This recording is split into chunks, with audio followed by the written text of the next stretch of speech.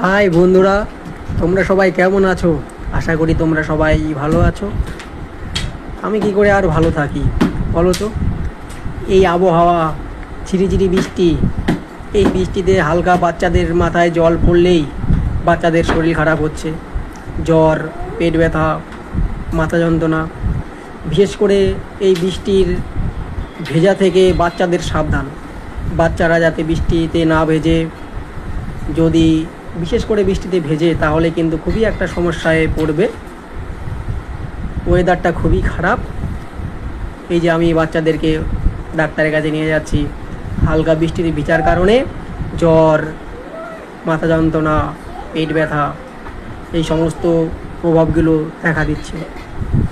এর থেকে সকল বাচ্চাদের সাবধানে রাখতে হবে, কেননা এখন বর্ষার দিন, বৃষ্টি তো হবেই। সকল বাচ্চার মা বাবাদেরকে বলছি, আপনার বাচ্চা আপনারই সুরক্ষিত রাখতে হবে, কেননা বৃষ্টিতে ভিজলেই জ্বর, ঠান্ডা, কাশি লাগবেই। Tata, bye bye, all the best, ভালো থেকো, সুস্থ থাকো।